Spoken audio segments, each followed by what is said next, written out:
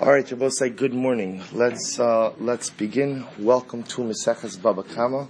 Very, very, very exciting haskalah, very exciting new beginning in Eretz Hashem as we begin Seder Nezikin and really begin to transition into a very different type of Gemara, very different type of sugya than what we've been accustomed to in Nashim and in Kiddushin and specifically in Nashim. So let's begin. Arba avos nezikim. So the Mishnah begins by teaching me that there are four primary categories of damages. And they are, and I will say now, obviously we're going to spend most of the Gemara going ahead and speaking about, we're going to be explaining each of these particular categories. But at least we begin with a statement of the four primary categories. And they are, Arba avos nezikim. Four primary categories of nezikim. Hashar, an ox. Habor, so we'll say these are all different damaging forces. Sashar, an ox. Bar is a pit. Mave. Now what's Mave? So Rashi says over here already, Mave mefarish b'Gemara. So we'll see for reasons later on. It's a very simple reason. There's a big machlokes as to what exactly Mave is. Machlokes Rav and Shmuel. So we'll see that in tomorrow's daf. But number 3 is Mave va'hever. Hever Rashi says is kiseitzei eish. It's fire. So in other words, what the Gemara is telling me is that there are four primary categories or four primary items that cause halachic damage. Ox, which of course we'll say, doesn't just mean ox. Ox refers to what? A person's animal. So my animal causes damage. Bar means my property, because a bar is a pit. My property causes damage. Mave, to be defined. And hever, my fire causes damage. So these are the four primary categories that cause damage. So it says the Mishnah, Lo hari hashar ke hari hamave. So on one hand, the shar, the ox, is not like mave. And the mave is not like shar. And I will say now we're reading this without fully knowing exactly what mave means, but we'll go with it for now. So the mave is not like the shar is not like the mave.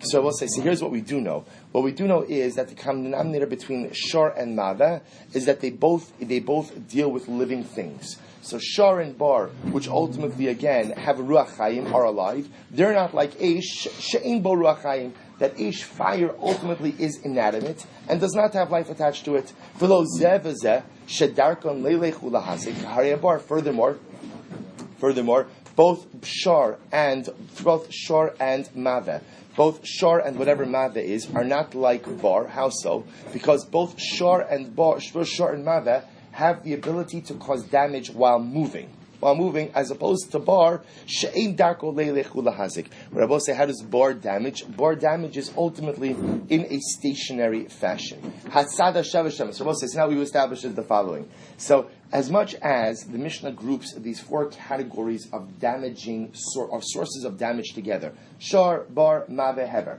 One's animal, one's pit. Mave to be defined, hever, one's fire together. The Mishnah is just pointing out they're not all the same. The most simple distinction is essentially you could put the four into two different categories. There are things that are alive and what we'll call are sources of movable damage or movable sources of damage versus stationary forms of damage. So we'll see, we don't know exactly what mave is yet, so we don't know exactly where to put it, except the Mishnah puts it in movable damage, and yet unlike a pit, which is stationary. Fine, but what's the tzad hashava? What's ultimately the common denominator among all of these things? That's tzad hashava shebahen, shadarkon lahazik, ushmirascha alechas. We'll say, so the common denominator between all of these things is number one, that they all have the capacity to damage, ushmirasa alecha, and you are responsible for them. I am responsible for my shar, bar, mave, hever, v'kishehezik, and ultimately when these items that belong to me do damage, chav hamazik l'shalem tashlumei nezek.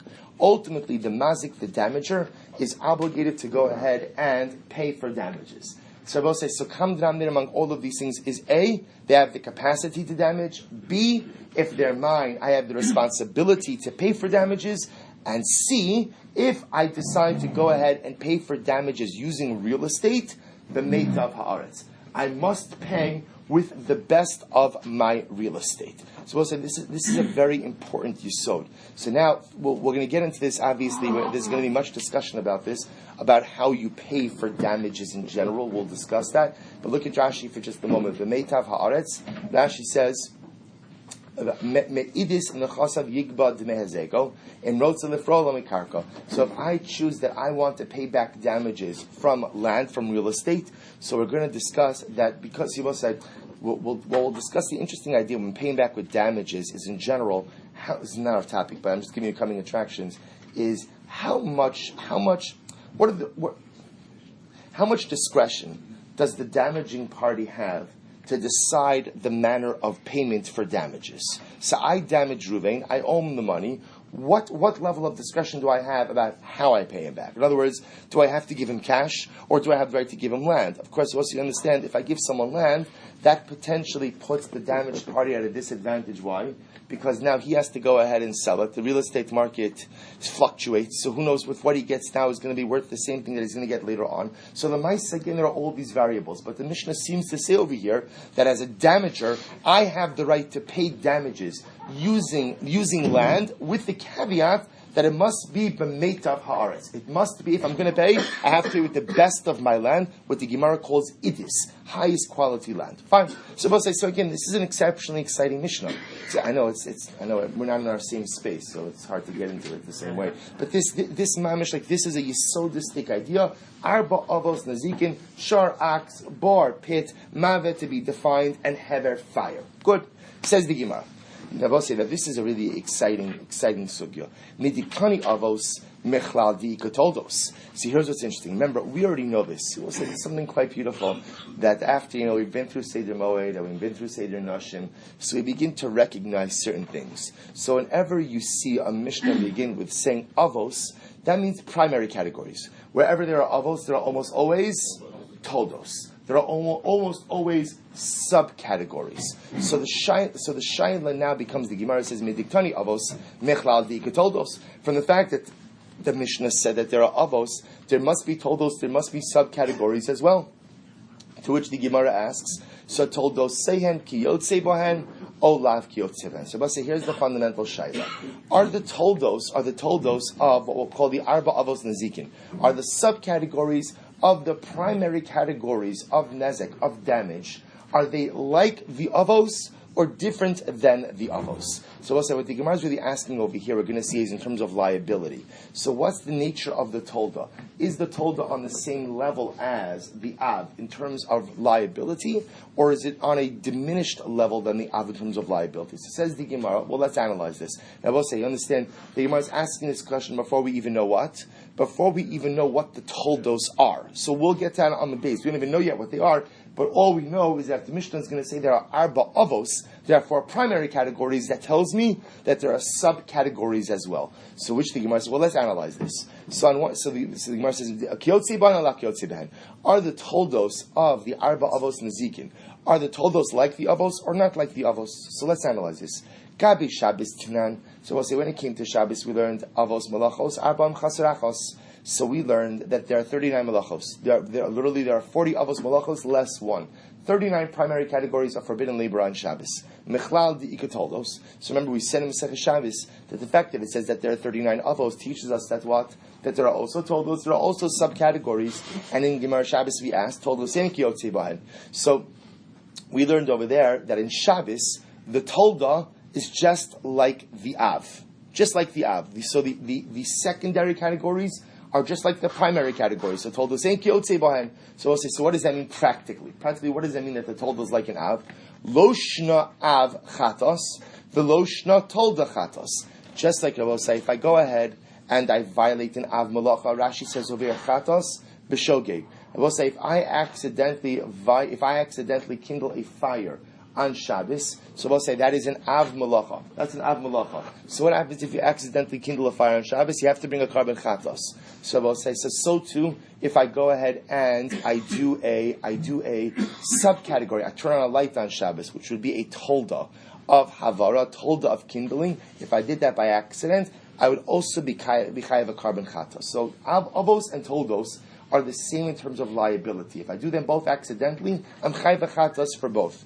On the other hand, the Gemara says, Loshna av skila, the loshna tolda skila. Similarly, if I go ahead and what? If I do an av malacha intentionally, the penalty for intentional commission or intentional violation of one of the malachos on Shabbos is skila. So if I intentionally violate the tolda, the liability is the same, skila as well. So if that's the case, so it sounds like by Shabbos, avos and toldos are the same thing. So nafkamina, so what is nafkamina between being an av and being a tolda? The ilu avad shte avos bahadi hadadi. Let's say, listen to this. That here's an nafkamina. Let's say you did 2 avos malachos at the same time. As we'll say, what's the case over here? Let's say I went ahead and I lit a fire. Well, what's a good example of? I cut down a tree and I built a house with it at the same time, right? So that I'm doing 2 avos malachos of kotzer and bona, for argument's sake. So if you do 2 avos malachos, Rabosai, I'm chayiv twice. I'm chayiv for each av malacha. Inami shtei toldos padi adadi. So to say, if I do 2 toldos, meaning that means is if I do 2 different toldos, meaning 2 toldos associated with 2 different avos malachos, but I do them at the same time, the halacha is mechayiv akol chada v'chada. So both sides. So the halacha is if you do 2 avos malachos, 2 separate avos malachos, or you go ahead and what? Do 2 separate toldos, then the halacha is what? You're chayiv twice, one for each time.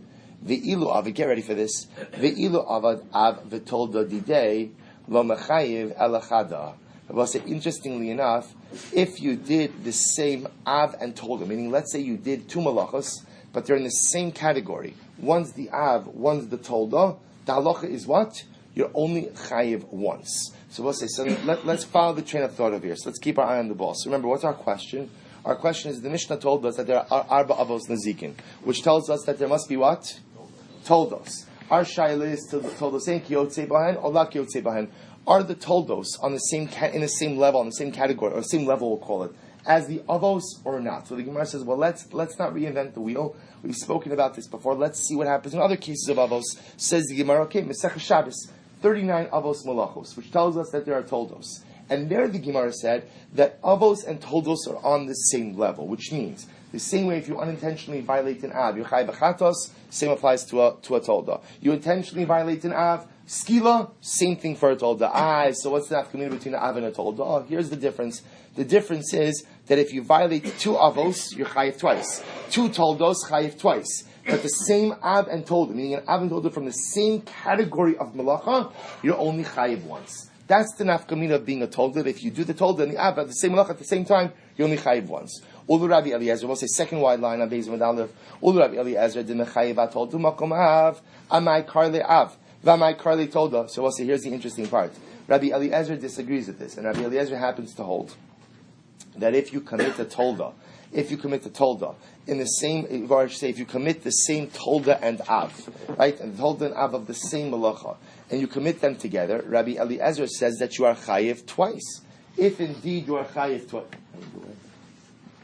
If indeed you are chayiv twice, then lemaisa again, amai karle av, amai karle toldos. So we'll say, remember, this was all very nice that we distinguish between avos and toldos, because we were suggesting that there is distinct liability. In other words, that this, if you do different ones, but if you do the same av and tolda together, you'll only be chayiv once. But according to the Mandam Rabbi Eliezer, who says that you are going to be chayiv even for the same av and tolda committed together, so why is there a distinction between avos and toldos by Shabbos? To which the Gemara says, listen to this. The Gemara says, "Hach dahava b'mishkan chashiva karle av, hach dalo havi b'mishkan chashiva karle tolda." So we'll say the Gemara gives a very interesting answer. To which the Gemara says, you're right. In reality, it's simply just a categorical designation. These are designations that don't really necessarily have as much halachic importance as they do simply what we'll call designation importance. In other words, what's an av? An av is a malacha that is found explicitly in the Torah. So you understand, remember, where do the avos malachos come from?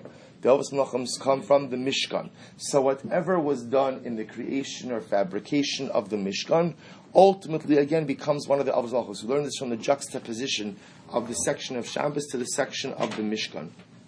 So therefore, according to Rabbi Eliezer and those who hold that you are chayiv ultimately for committing the same av and toldos in the same category, the reason why we distinguish between avos and toldos is simply to tell us which ones were which malachos are mentioned in the Torah and which malachos are not mentioned in the Torah. That's the distinction. But from a halachic perspective, suggests the Gemara, there's no real distinction between the two categories. Fine. So it says the Gemara. So remember, we're still trying to figure out our question. So by Shabbos we know that it's a machlokis, but it seems to be that by Shabbos we say that Todosei Kiyotzei Bohen, that the Todah and the Av are pretty much on the same level. Fine. But now we have another example, the Gemara says. Gabe Tumos. What about the Vosa by Tumah? Right, by ritual impurities. So what's Talocha? Tanan, Avos HaTumos. So also we learned that again, by Tumah it says that the Avos HaTumos, the primary categories of Tumah are the following. Hasheretz. Sheretz is a creepy crawly thing. Shichvas Zera is semen. Amadeus. Tamei Mace.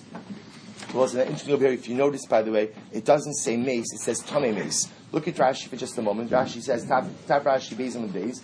Misha naga b'mace have avatuma." If somebody touches a corpse, that person themselves becomes an avatuma, becomes not the highest, but one of the highest levels of tuma.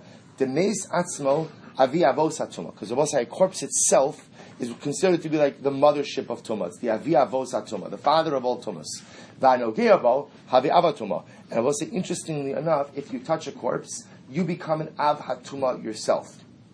And a person who is an av hatuma has the ability to transmit his tuma to other people and to utensils, to kelim. V'haksiv kol asher yigabo hatame yitma. V'haikra b'tame misksiv. Fine. So let's go back for just a moment. It says the Mishnah, says the Gemara, that when it comes to Tumah, so Avos HaTumos, the primary categories of Tumah are Sheretz, a creepy crawly thing, Shichva Zera Simen, and Tamei Mace, and someone who touched a corpse, who himself is an Avatuma. So let's tell Halacha, Toldoseyan Lav Kiyot Seboy. So we'll say here, the Mishnah explicitly says that, the Rice explicitly says that what? They're toldos, the tolda of these Avos HaTumah, are not like the avos. De'ilu, watch this.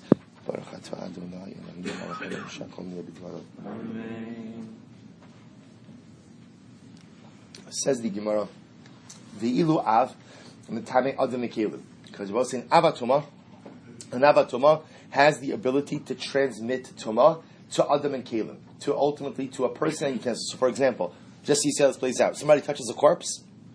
Corpse is Avi avos hatuma. I touch a corpse, I am an avatuma. As an avatuma, I have the ability to transmit tuma to other people and to utensils. The ilu toldos, yet Rabbi say toldos of that tuma.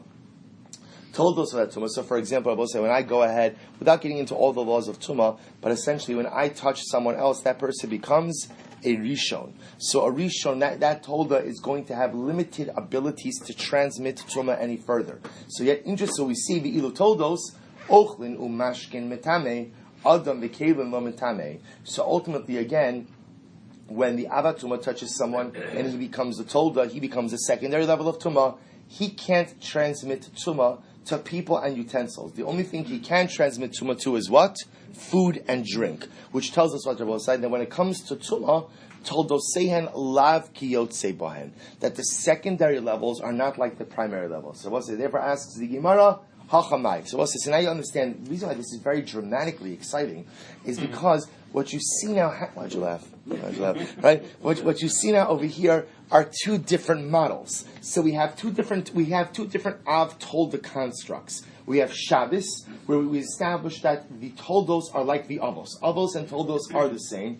We have Tumah, where Avos and Toldos are not the same. Now our Shaila is what? We have Arba Avos Nezikin. We have Avos and Toldos by Nezikin. The Shaila is going to be, so which construct does Nezek fit into? Is Nezek like Shabbos, where the Toldos are like the Avos? Or is Nezek like Tumah, where the Toldos are not like the Avos? To which Rav Papa gives a very interesting answer.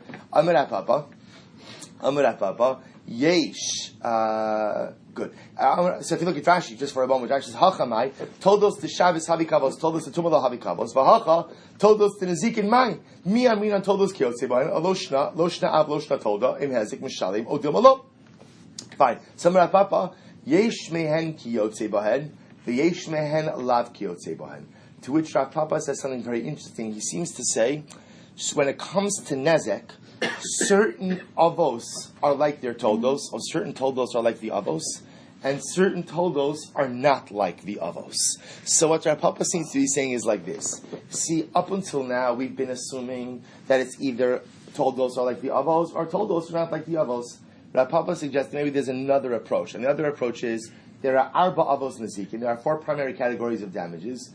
In some of those categories, the toldos are like the avos, and in some of those categories, the toldos are not like the avos. So we're going to discuss what this means. So Tan Rabbanas. We'll say now, in order to fully understand what Rav Papa is saying, we have to go back a little bit.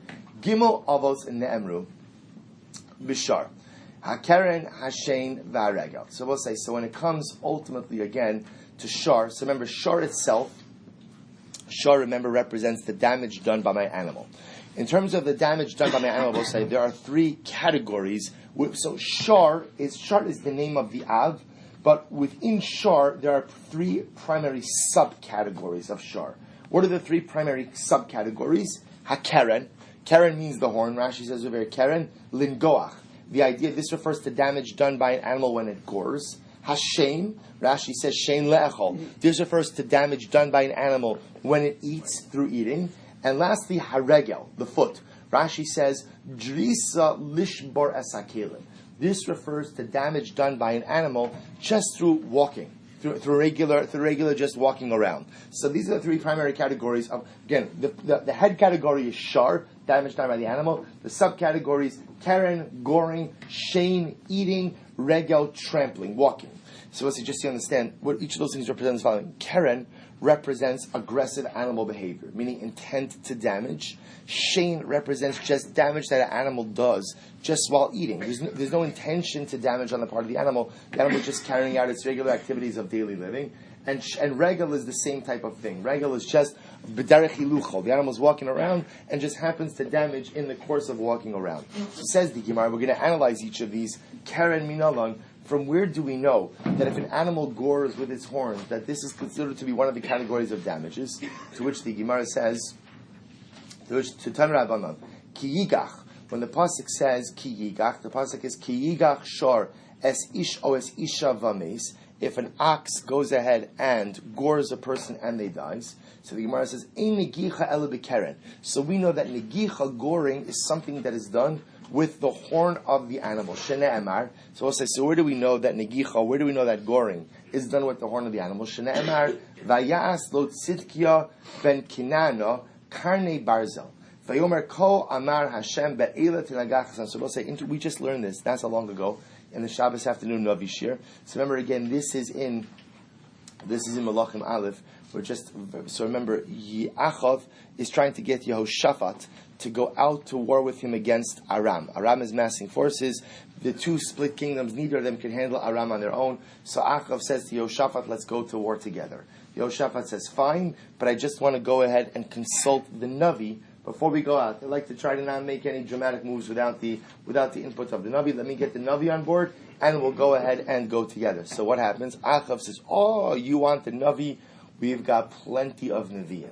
And remember again, he had plenty of Nevi'im, Nevi'ah Habal, Nevi'ah Asherah. So he brings in one of these Nevi'im, a man by the name of Tzidkiah ben Kenana. And Tzidkiah ben Kenana comes along and he fashions iron horns, and he says to Yehoshaphat, don't worry, with these horns you're going to go ahead and gore Aram. So both say, see over here, that's what? You see over here the lashon of tinagach, bless you, by karne barzel. So you see the lashon of tinagach, of bless you. See the lashon of goring over here by horns. So you see over here this idea that ki yigach ultimately means horns. Keren, v'omer. Furthermore, the pasuk says, b'chor shoro hadarlo, the karne re'im karnov. Furthermore, the pasuk says, "B'chor shadar lo." Literally, in this case, "b'chor" doesn't mean as much firstborn as it means a king, right? A king like an ox. Hadar lo, beauty is his. Karnei re'im karnov, and literally, like the horns of the re'im, which is a type of animal, are like his horns. Bahem amim yinagach. Through these horns, he will gore nations. So we'll say, you see a second pasuk that ultimately teaches us what? That remember, what we're trying to figure out is the Torah tells us ki yigach shor.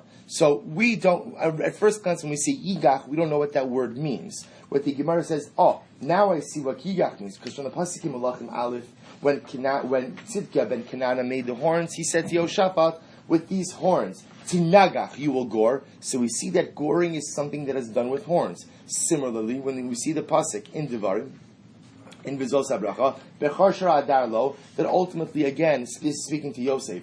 Ultimately, it says that Karnav Bahami Nagach, again, you see mention of horns and goring. So the Gemara says, Maiva Omer, by the way, why does the Gemara say, after the Gemara quotes the pasuk from Malachim, then the Gemara quotes the pasuk from Devarim and says Va'omer, and furthermore it says. So why do you need it to say, and furthermore it says, V'chitema, Divrei Torah, Divrei Kabbalah, Lo Yafinon. So maybe you'll see like this. Remember, the pasuk says Ki Yigach Shor Esrei. So the pasuk says that if the shore will be Nagach, if the shore will be Goneach, it'll Yigach. And we try to figure out what does Yigach mean, and we quote a pasuk from Malachim Aleph that Yigach means to gore. So maybe you'll say, one second, you can't learn out halachas from Navi, right? That's not where we learn out halacha from. So you're trying to figure out, how do I know that Keren, that goring, is one of the forms of damage perpetrated by a shor? So you can't learn that out from a pasuk in Navi. To which the Gemara says, fine, don't get nervous. We have a pasuk from Chumash as well. Tashma bechor shara hadar lo. To which the Gemara says, but that can't be true. V'hamelavu. I'm not learning anything out from Navi. Gilui milsa ba'almuhu. In reality, when the Gemara brings this pasuk from Navi, am I learning something out? I'm not learning something out. This was called the Gilui Milsa. What's the Gilui Milsa? Gilui Milsa means I'm just simply shedding light on something. In other words, I understand the Torah is talking about the particular damage that an ox is doing. The only problem is that the word ki'igach, I'm not immediately clear what that means. So all I need is to find another context in which the word yigach is used, to just give me a definition. I'm not looking for a limud, I'm just looking for a context for definition. So I open my Navi to Malachim Aleph, and I see the conversation between Sidkia ben Kenana and Achav and Yoshaphat. And Sidkia says, take these horns, and with these horns you will gore Aram. Now I understand that goring is done how? When the Torah says Ki Yigach, Yigach refers to Keren. Yigach refers to the horn of the animal. And from here I see that the Torah in this pasuk is referring to damage done by the goring of horns. So I'm not learning anything out from the Navi. It's what's called the Gilui Milsa. I'm simply shedding light on something. So the Gemara says, Gilui Milsa ba'amhu, Tinegicha b'karenhu. All I'm using the pasuk from Navi is a Gilui Milsa, is I'm shedding light on the fact that ultimately goring is done with a horn. Elamau d'teima. Rather, what would I have said? Keep polygrach mana bein tam lemuad, hani mili b'telusha. This is interesting. I might have thought that perhaps the following, that when does the Torah make a distinction between a tam and a muad? Now, we'll discuss this. We'll discuss this in great depth. So the Gemara, we're going to see later on that there's a distinction between what we'll call a habitual gore versus a first-time gore. That when an animal gores for the first 3 times, the halacha is you only have to pay chatzi nezek. You only have to pay half damages. Once an animal has gored 3 times, it has the designation as a habitual offender. As a habitual offender, it must pay nezek shalim. It must pay complete damages. So says the Gemara, I might have thought that the only time that an animal, that we make a distinction between a tam and a muad is when bitelusha. If the animal damages with a detached horn. I will say, now where do we get this? That the animal damages with a detached horn? Because remember, the pasuk in Malachim is talking about what? A detached horn. So maybe the only time that we make a distinction between tam and muad is if the animal picks up a horn in its mouth, that's a detached horn, and damages like that. That's when we make a distinction between tam and muad. Abba b'mechuberes. But if the animal damages with its own horn that's attached to its head, ema kula muadesi. I might have thought that's what? That lamaisa, that's always called a muad. It's always called a muad. Look at Rashi for just a moment. Rashi says, Ella, lahachi yitzterich v'omer demau detema, ki chalak rachmana bein tam l'mu'edes. When does the Torah make a distinction between the tam and the muad? So that's the b'shor tam ksiv v'chatzu es kaspo, v'lo m'shalim v'chatzi nezek, because it will say for a tam, which means an ox that is not yet a habitual offender, you only have to pay half damages. Or more ksiv, shalim m'shalim, shor tachas hashor, m'shalim nezek shalim. But yet by a muad, 3-time habitual offender, you have to pay nezek shalim, full damages. Hani mili b'karen tlusha, dumya dekarni tzidka ben kenana. I might have thought, if we're just looking at the pasuk from Malachim, I would have thought That's only true when the animal damages with a detached horn, because that's the case in Malachim Aleph. It's a detached horn. Like the animal picks up a different horn between its teeth, and gores someone with that horn. Because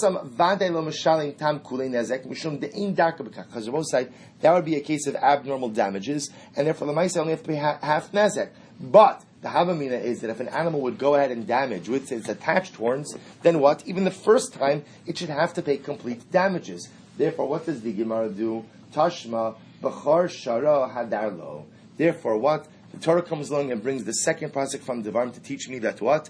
No, normative negicha, normative goring, is also when the animal gores with the horns on its head, and therefore, again, when the animal does that for the first 3 times, it's also still called a tam, still called a non-habitual offender, only pays half nezek, but when it goes ahead and gores it the 4th time, ultimately, again, it pays nezek shalom. We'll discuss if it's 2 or 3.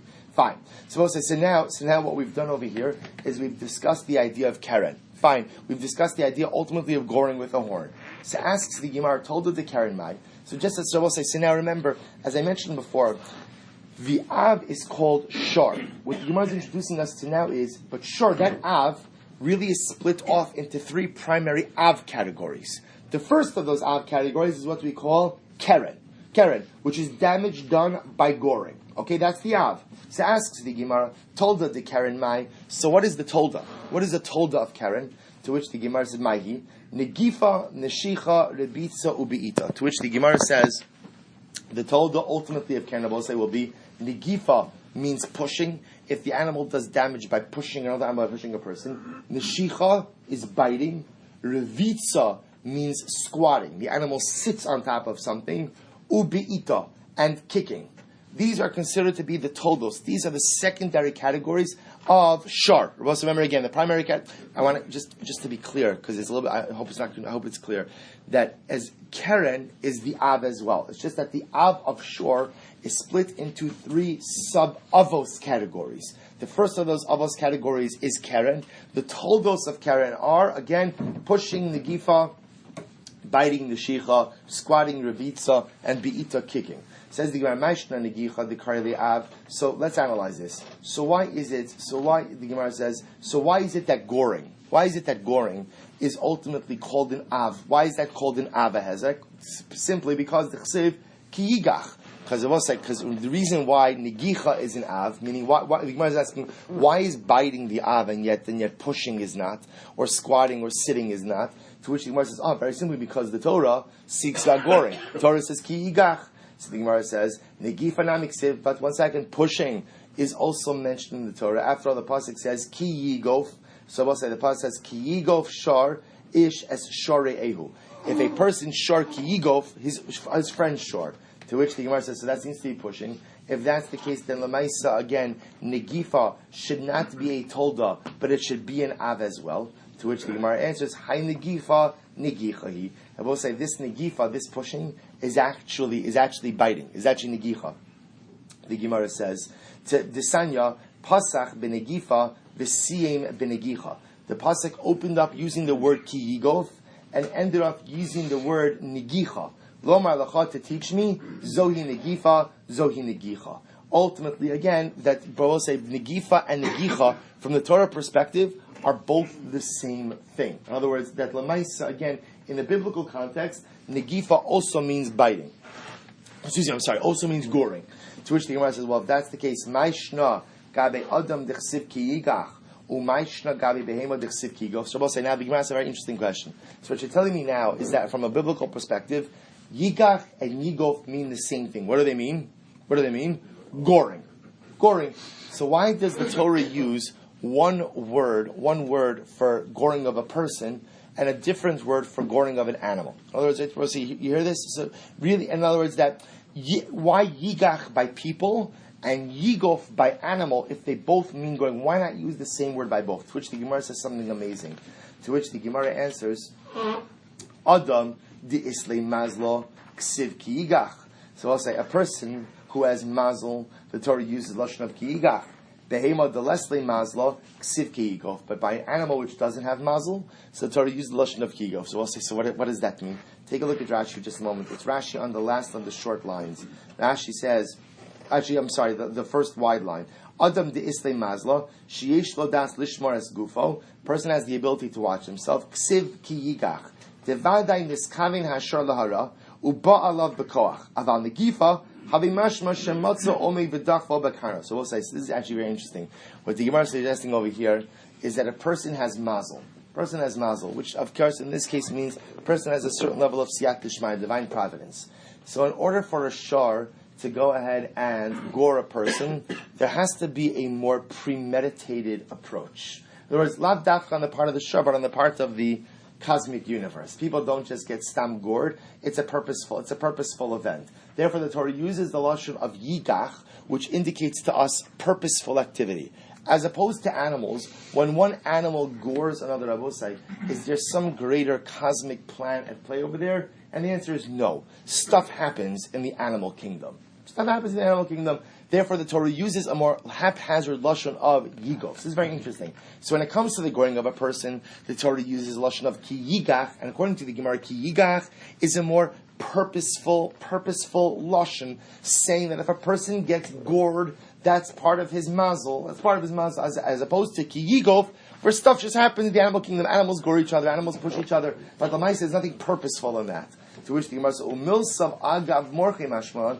And the Gemara is teaching me, or the Torah is teaching me, just another halacha kind of in passing. The muad la adam havi muad la behema, or muad la behema la havi muad la adam. This is actually very interesting. What does it teach me?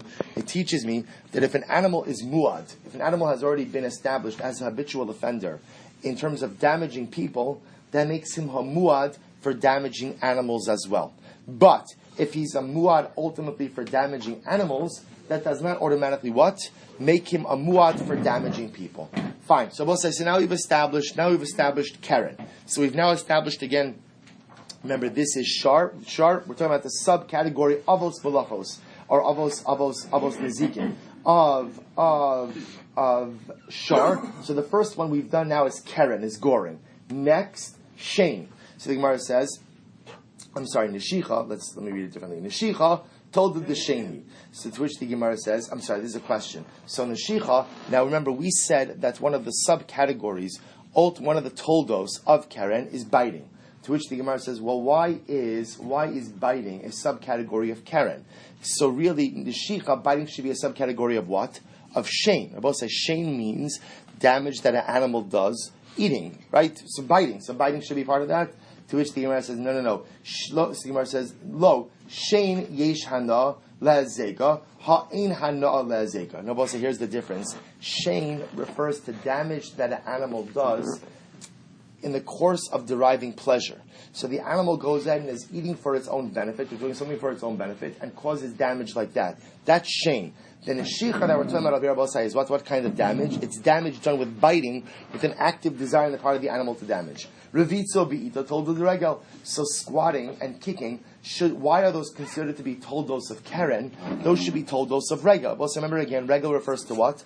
Regel refers to any type of damages that an animal does just while walking around. So presumably an animal sits down, right, while walking around, or an animal's just kicking something while walking around. Those should be toldos of Shein. Why are they considered to be toldos ultimately of Karen? To which the Gemara says, lo, regel hazeka matzui, hani ein hazekan matzui. So we'll see that regel refers to damages that is done in the normal course of animal behavior. These represent damages that an animal goes out of its way to do. So the animal goes out of its way to squat and to sit down on my vessels. Or the animal goes out of its way to go ahead and kick my vessels. Not in its normal course of walking, but it's clear from the animal's behaviors that these are aggressive behaviors. Ella told those sehen lav kiyot sebohen. So therefore, again, when we said before that the toldos of these avos malachos are not like the avos, so what is that referring to? Actually, we'll say, we're going to stop over here. We're going to pick up with. Let's just analyze I want to just share with you a beautiful vart. That's just like a way of opening up Maseches Bava Kamma. But again, just so you understand where we're leaving off. We're leaving off still with our fundamental question that we began with. We began today by talking about arba avos. There are 4 primary categories ultimately of damages. Fine, our fundamental question was, are the toldos, are the secondary categories like the avos or not? We brought 2 other examples of avos and toldos. Shabbos, where the avos are like the toldos. Tuma, where the avos are not like the toldos, and our question was, where does hezek fit into? Rav Papa made a very enigmatic statement, and bless you. And Rav Papa said that some of the avos have toldos that are like them, and some of the avos have toldos that are not like them. We didn't understand that statement, but the Gemara said, okay, let's analyze this. And in order to analyze it, the Gemara now is going through the different avos. Remember that, so what we left off with over here is, we went through now in a pretty exhaustive way, the Av of Shar. The Av of Shar, the first Av of Shar. Remember, the Av of Shar has three sub avos. The first of which is Keren, which ultimately is damage done through aggressive behavior. We went through that. Now we're going to pick up tomorrow with trying to understand Rav Papa's statement. When Rav Papa said that certain avos are like their toldos, certain avos like their toldos, so was he referring to Keren that we just exhaustively went through or not? That will continue tomorrow. Well, so I'll just show you something interesting. The Baal Shem Tov HaKadosh says something quite beautiful on the opening Mishnah. And I think this is just an important way to frame what we're going to learn. So the Baal Shem Tov said, She'eshtam arba midos rashios, Shem sharash va'avos l'cholan izakim. Shemehem yesh lahadam l'srachei kimatchali kashes. So the Baal Shem Tov says that, we started out the Mishnah by saying that there are four primary categories of damages. There's hashar, habar, hambave, v'ahever. The Baal Shem Tov says that these also represent the four primary categories of damages that damage us in life, that are personally damaging as well. These represent the four major pitfalls in life. So how so? Listen to this beautiful idea. So Hashem HaKadosh says, I'm not going to get to do it justice in the limited time that we have, but at least you'll get the point. What's the shar? So the Baal Shem Tov says, Milashon Re'iyah, V'istaklos b'mekomos asrum. The shar, the Baal Shem Tov says, comes from the same etymological root as to look.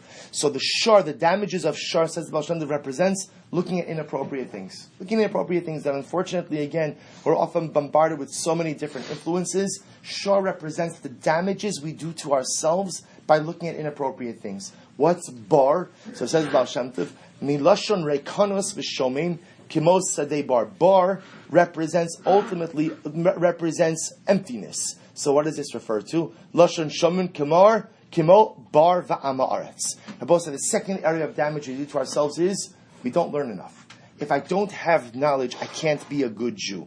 Lo ama aretz chasid. Both say if I don't know, again, it could be that I could avoid sin, but you can't be a really fully functioning Jew without learning. Because Chosh Baruch Hu gave me all these mitzvahs. If I'm a bar, if I'm an empty pit, then what am I supposed to do? That's the second area of personal damage. Next, Hamave, so Hashem gives it away a little bit. So we'll see Mave. Mave, we're going to see, at least according to Shmuel, refers to shame. Refers ultimately to damage done ultimately through the animal eating. Bless you. So he says, what does that mean? Hamave, Zeh Shein, Sheshakua B'taiva Sa'achila.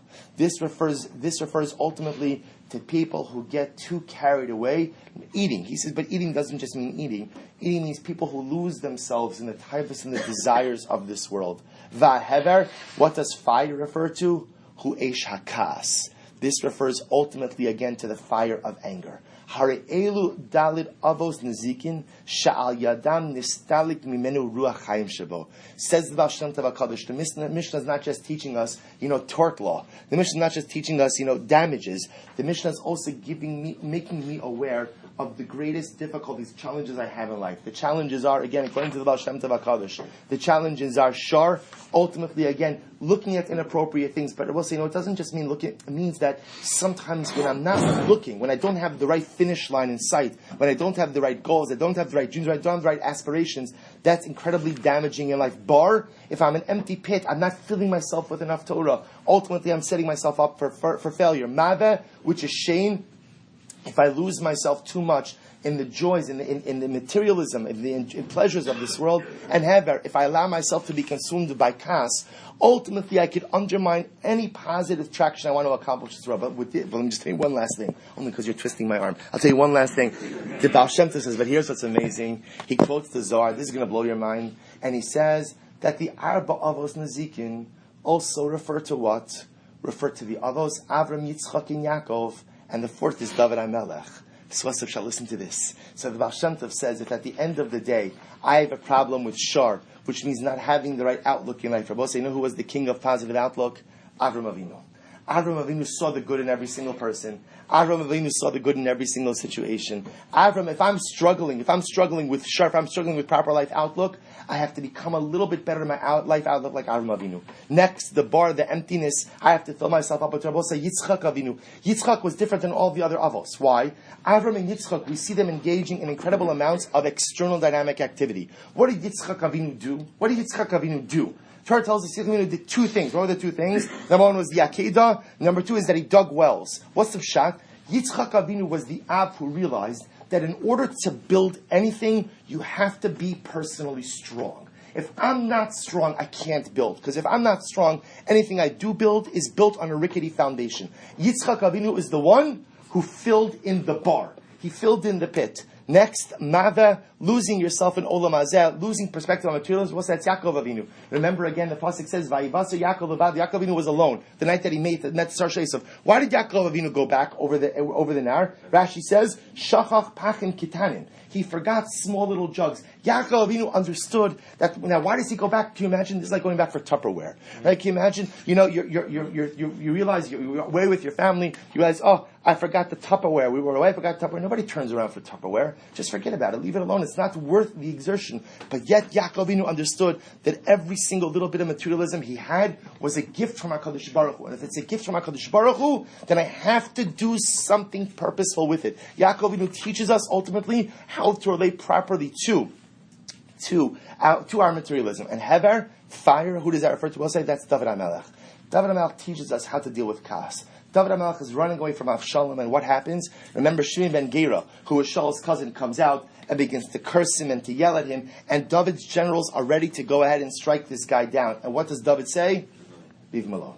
Leave him alone. That sometimes a person has to realize that to respond that. Now, David does deal with Shimon ben Gera later on, but in that moment, if he would have dealt with him, he would have dealt with him from kas, would have dealt with him from anger. Ultimately, the way to deal with difficult situations in life is never to respond from anger. It's to control yourself, it's to calm yourself, and then ultimately to respond in a methodical way. So the Shem Tov HaKadosh teaches us, and this is the beauty of the Torah Kedosha. We think we're learning about accident and damages, but here embedded in these beautifully holy words are the very roadmap for life. The Avos Nazikin represent the four struggles, and the Arba Avos Nazikin represent the Avos. David HaMelech teaches us how to meet those struggles as well. All right, we'll stop right there. If you are wanting to go to the Zoom downstairs, please take your Gemaros down to us.